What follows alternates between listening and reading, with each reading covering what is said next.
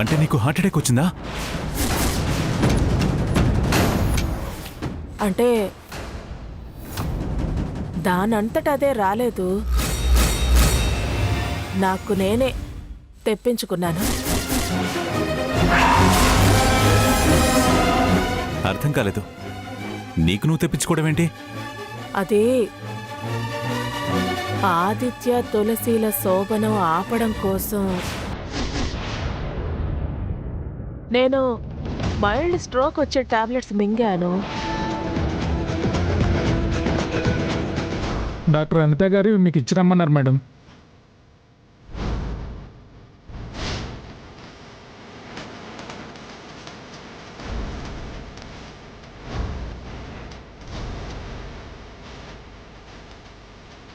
మీ శోభనం ఆపటానికి నేను మాత్రలు మింగాను. నేను చిన్న నొప్పికే ట్రై చేశాను, కానీ అది వికటించింది. ప్రాబ్లం కొంచెం సీరియస్ అయింది. నిజంగానే వచ్చి ఉండాల్సిందే. ఆ గుండె ఆగిపోయి ఉండాల్సిందే. ఇప్పటిదాకా నువ్వు నా కోసం ఎంత బాధపడుతున్నావో తెలిసి నీ మీద జాలిపడ్డాను. కానీ నువ్వు ఇక్కడ కడుపు నిండా కుళ్ళు కుతంత్రం పెట్టుకుని పచ్చగా ఉండాల్సిన పిల్లల కాపురంలో నిప్పులు పోస్తావా? అసలు నీకు మనసులా ఒప్పింది? వాళ్ళకి ఏం హాని తలపెట్టారు? ఏమంత కష్టం కలిగించారు? చూడముచ్చటైన జంట. వాళ్ళిద్దరిని అలా కళ్ళ ముందు పెట్టుకుని వాళ్ళని చూస్తూ తిండి తిప్పలు లేకుండా కూడా బతికేచ్చు కదే. వాళ్ళంటే నీకు ఎందుకింత పంతం? వాళ్ళిద్దరికీ శోభనం జరిపించి వాళ్ళు సంతోషంగా కాపురం చేసుకుంటే హాయిగా మనవడు మనవరాళ్లతో ఆడుకోవాల్సింది పోయి నీకు ఇదేం పాడు బుద్ధి?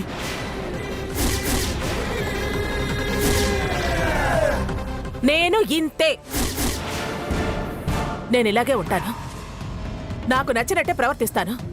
తులసి ఆదిత్య కలవకుండా ఉండటం కోసం హార్ట్ అటాకే కాదు, నా ఆయుష్ని తీసుకోవడానికి కూడా నేను సిద్ధంగా ఉన్నాను.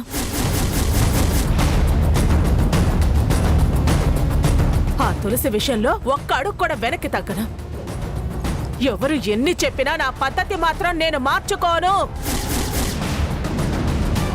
రెండు కొండల మధ్య ఆ ప్రకాశం బ్యారేజీ ఎంత స్ట్రాంగ్ గా నిలబడుందో, తులసి ఆదిత్యల మధ్య నేను అంతే స్ట్రాంగ్ గా నిలబడి ఉంటాను. వాళ్ళిద్దరిని కలవనివ్వను. అంతే, నేనంతే.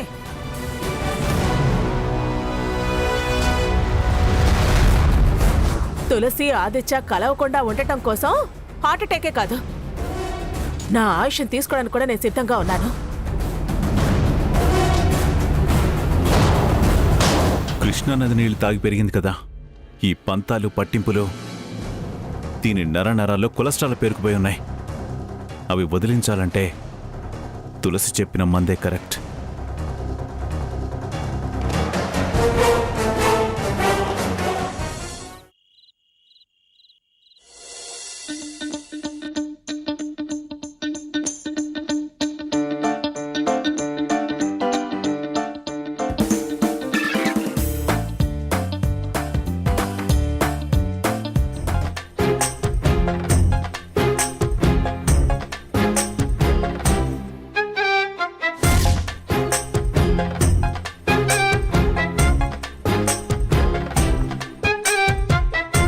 ఏంటండి ఇది పట్టపగలే సిగ్గు లేకుండా?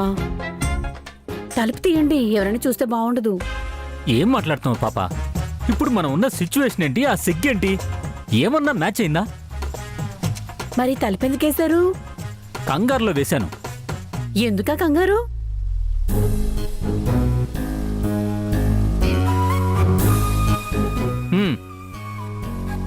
ఏంటివి? అర్థం కావట్లేదా? Flight tickets.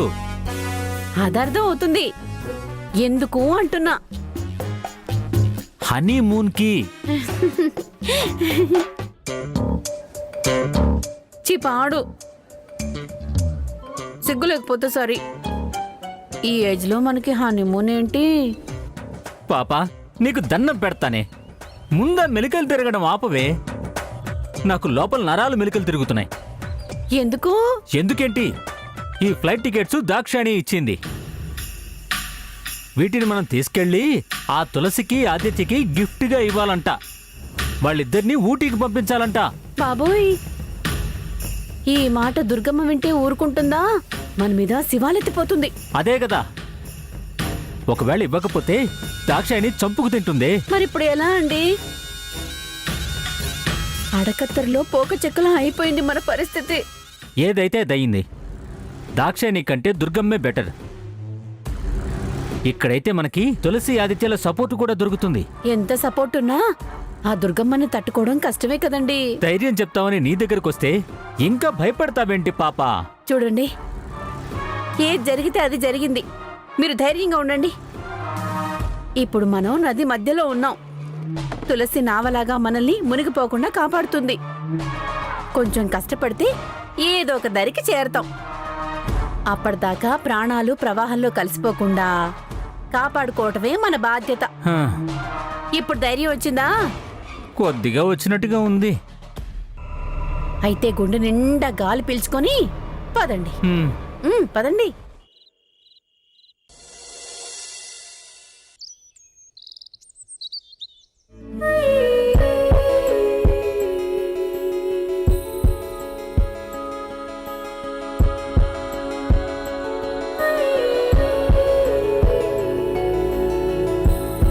అది కాదమ్మా తులసి, నేను చెప్పేది విను, నీకే అర్థం అవుతుంది.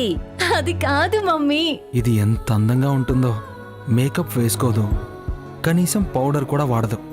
Natural beauty.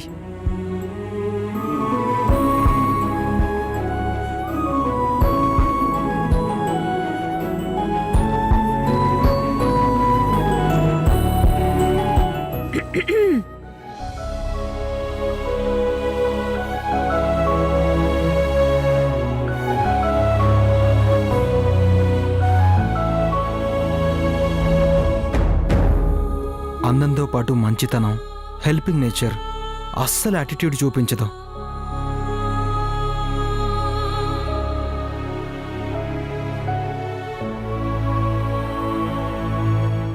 ఇంత మంచిదాన్ని అమ్మెందుకు అసహించుకుంటుంది?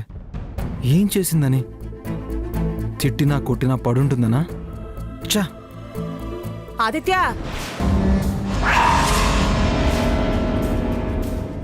ఆదిత్య, ఆ, ఏంట్రా ఏంటమ్మా? డ్యూటీకి వెళ్లకుండా ఇంకా ఇక్కడే నిలబడ్డావేంటి నాన్న? టిఫిన్ చేసావా?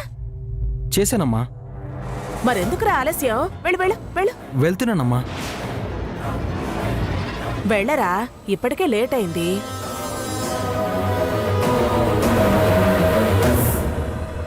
ఆదిత్య, కాసేపు ఆగవా? నాన్న ఉండమన్నారు.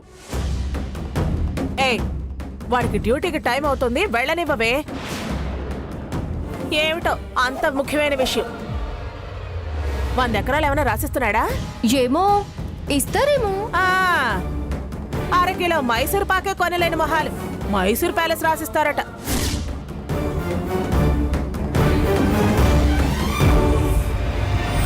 దుర్గమ్మత్త అంటే గింటే నన్నాను. మా మమ్మీ వాళ్ళని అనుకు. వాళ్ళకేం గతలేక ఇక్కడికి రాలేదు అని నువ్వనుకుంటే సరిపోదే. ఇల్లు వాకిలి లేనట్టు వియ్యంకులు వాళ్ళ ఇంట్లో నెలలు తిష్టవేస్తుంటే ఇంక ఇలా అనక ఎలా అనమంటావు?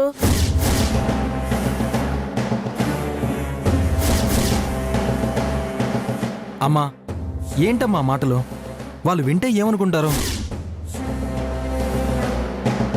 అంటే నేను అనుకుంటే పర్వాలేదా? నేనే చెప్తానులే వెళ్ళిపోమ్మని. ఆ పంచేయ్, దరిద్రం వదులుతుంది.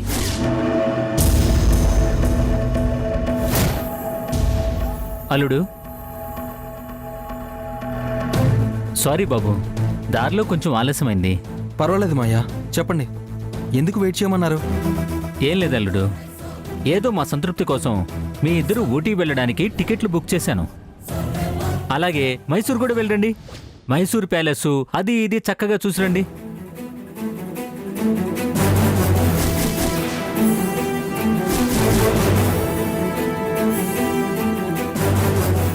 అన్నయ్య గారు, వాళ్ళకింకా కావాల్సిన కార్యాలు జరగలేదు. అలాంటప్పుడు ఈ ఊటీలు మైసూర్లో తిరిగితే లోకం ఏమనుకుంటారు? ఇద్దరు కలిసి హనీమూన్కి వెళ్తున్నారనుకుంటుంది. ఇందులో ఏముంది? మీరు ఊరుకోండి, మీకు అసలు వివరం తెలీదు. నువ్వు మాట్లాడవేంటి పిన్ని? ఇలా వెళ్ళచ్చా? చెప్పు. వెళ్ళకూడదే.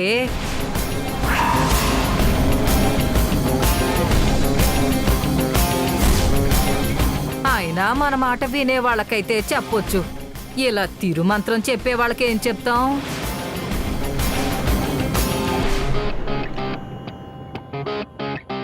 ఆదిత్య, ఇదిగో మామయ్య చెప్పినట్టు హనీమూన్ అనుకునే వెళదాం. ఏమో సాక్షాత్తు ఆ గణేష్ మహారాజే మామయ్య చేత చెప్పించాడేమో. వినాయక చవితి నాడు వచ్చే వినాయక చవితికి దుర్గమ్మ ఒడిలో మనవణ్ణి పెడతాను అని మొక్కుకున్నాను కదా.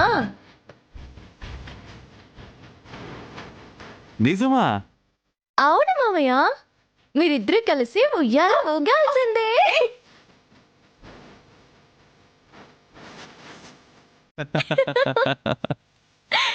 అబ్బా, మీరేమీ అంత సంబరపడక్కర్లేదులేండి. వచ్చే చవితికి నా ఒళ్ళో ఉండేది లక్ష్మీ బిడ్డ.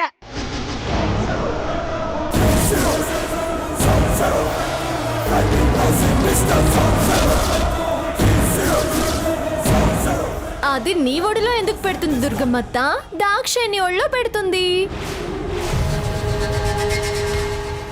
అవునమ్మా, మా బిడ్డే నీ ఒడిలో. ఆపరా. పెళ్ళాం కొంగు పట్టుకుని తిరగటం నీకు బాగా అలవాటైపోయింది.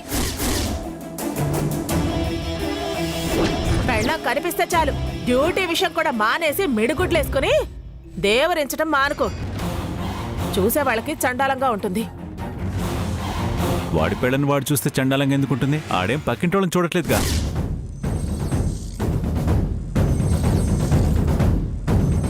అమ్మా, ఇప్పటికే నాకు అమ్మ కుచి అని ముద్ర పడింది. దాని నుంచి బయటపడాలంటే నేను ఊటీ వెళ్ళి తీరాలి, అంతే. అది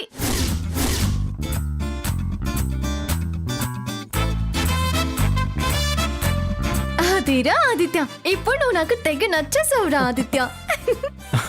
ఇప్పుడేమంటావు దుర్గమ్మత్త? ఇల్లు ఎలగ్గానే పంట కాదు అంటారు.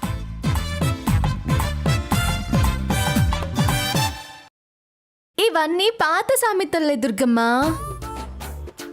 కొంచెం అప్డేట్ అవ్వు. హ్యాపీగా మనవడో మనవరాల కోసమో ఒక మంచి స్కూల్లో అడ్మిషన్ కోసం ఆలోచించొచ్చుగా.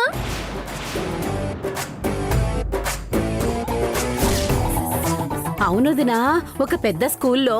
ఆపుతావా?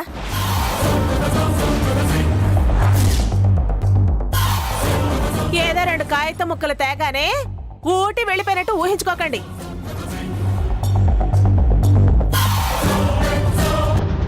ఈ దుర్గమ్మకి నచ్చని పని కళ్ళెదురుగుండా జరుగుతూ ఉంటే సహించలేను అంటావు. ఇది రొటీన్ డైలాగే. దుర్గా, వెళ్ళని. శుభం అంటూ పెళ్ళని ఇంతకాలంటూ బయటికెళ్తున్నారు. వెళ్ళని.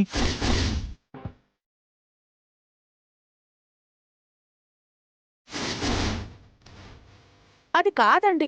ఎవరు వద్దన్నా మా టూర్ మాత్రం ఆగదు నాన్న. Very good, proceed.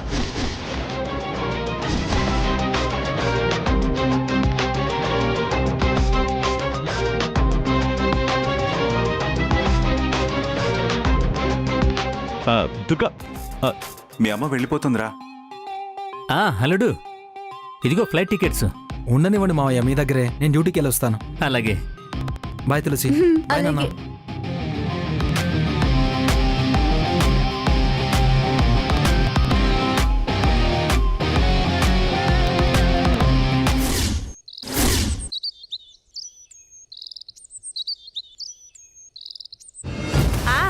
భలేవారే, పంపిస్తాను.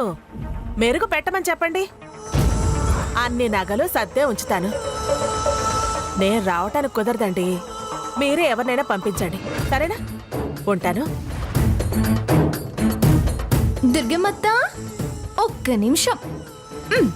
ఏంటే? అరే, కాస్త నవ్వుతూ ఏంటి తులసి అనొచ్చు కదా దుర్గమ్మత్త.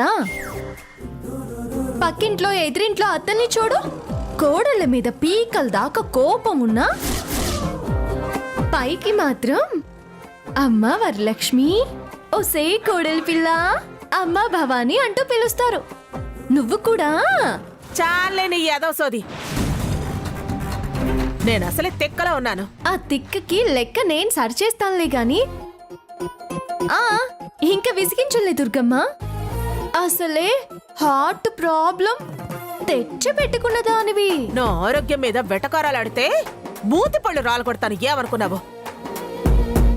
ఆ Durgamma Durgamma Durgamma please please please ఒక నిమిషం, ఓన్లీ 1 minute. నేను ఇంతవరకు ఊటీ వెళ్ళలేదు కదా. అప్పుడెప్పుడో పూర్వకాలం అంటే బీసీ కాలంలో నువ్వు మామయ్య ఊటీ వెళ్ళారంట కదా. చూసావానే దుర్గా దీని గోరోజనం? అప్పుడెప్పుడో పూర్వకాలం బీసీ కాలం అంటుందంటే నిన్ను పండు ముసల్దాని కింద లెక్క కట్టిందనమాట. నన్నంటే పాపని కూడా అన్నట్టే కదా. అదే వీళ్ళమ్మ.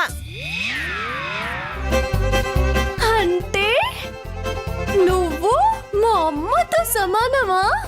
Thank you Durgamma, thank you thank you thank you so much. ఏయ్, ఏంటి? Thank you.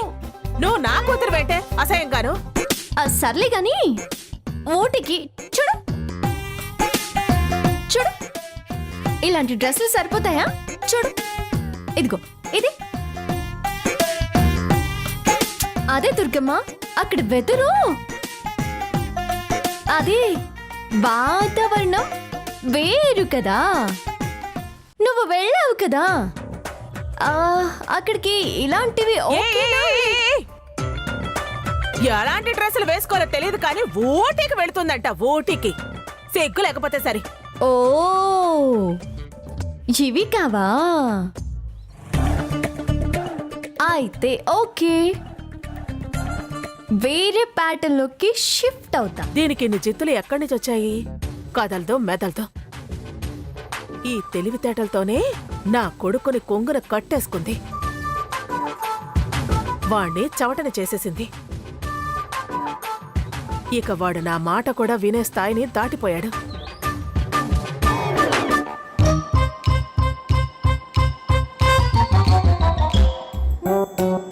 దుర్గమ్మత్త నా మీద కోపం ఎలా చూపించాలో అర్థం కాక టెన్షన్ పడిపోతుంది.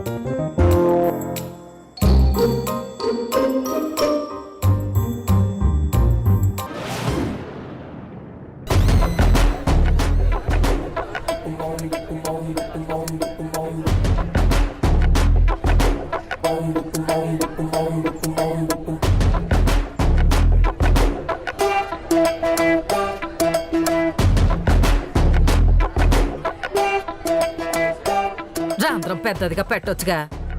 చంద్రమండలానికి వెళ్ళడానికి రాకెట్ కనిపెట్టినోడు సూది రంధ్రాన్ని పెద్దదిగా చేయలేకపోతున్నాడు. ఏం మనుషులో ఏమో. అదే మనిషి కళ్ళజోడు కూడా కనిపెట్టాడు పిన్ని. పెట్టుకోవచ్చు కదా. పెట్టుకోవు. వయసు అయిపోయింది అనుకుంటారు అంటావు. 16 ఏళ్ల పడుచు పిల్ల అనుకుంటున్నావా? ఆ ఎక్కుతుంది ఎక్కుతుంది. ఎక్కించు ఎక్కించు. సత్తే ఏ గొడవ లేదు, సత్తే ఏ గోలా లేదు. ఏం పుట్టిందే నీకు? ఎందాకటి నుంచి సూదిలో దారం ఎక్కించడానికి నానా తంటాలు పడ్డాను. తీరా ఎక్కాక ఆ మాయిదారి పాట పాడావు, మొత్తం పోయింది. అది మాయదారి పాట కాదు, నాకు నాకు దారి చూపించే పాట. నిజమే, సత్తే ఏ గొడవ లేదు, ఏ గోలా లేదు. ఇప్పుడు అంత కష్టం ఏమొచ్చిందట? కొత్తగా వచ్చిన కష్టం ఏముందిలే అత్తయ్య, మామూలే కదా. ముందు కరోనాకి భయపడ్డాం, ఇంకా చావు, దాంతో లివింగ్ రిలేషన్షిప్ చేయట్లా. అలాగే నేను కష్టాలతో ఏ వెళ్ళవే అవతలకి. యాదవ్ వేదాంత నువ్వను. వేదానికి అర్థమే వేదాంతమని మంగళగిరి మసీద్ రోడ్లో ఉన్న పద్మపిన్ని చెప్పింది. నిజమే, నా బ్రతుకంతా వేదమే. ఏమైందే నీకు కొత్తగా మాట్లాడుతున్నావు? ఇంకా ఏం కావాలి నాన్నమ్మా? ఏమైందే నీకు అని అడుగుతున్నావు, సిగ్గులే. ఏయ్ ఏంటే చిన్న పెద్ద తేడా లేకుండా మాట్లాడి లేకపోతే ఏంటత్తయ్యా? తులసి అంటే నీకు బొద్దింకను చూసినంత ఎలర్జీ.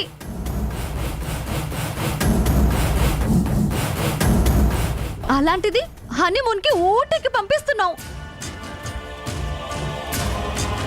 ఇది చాలదా అత్తయ్య నేను చచ్చిపోవడానికి? నువ్వు చావడం దేనికి పిచ్చిదానా?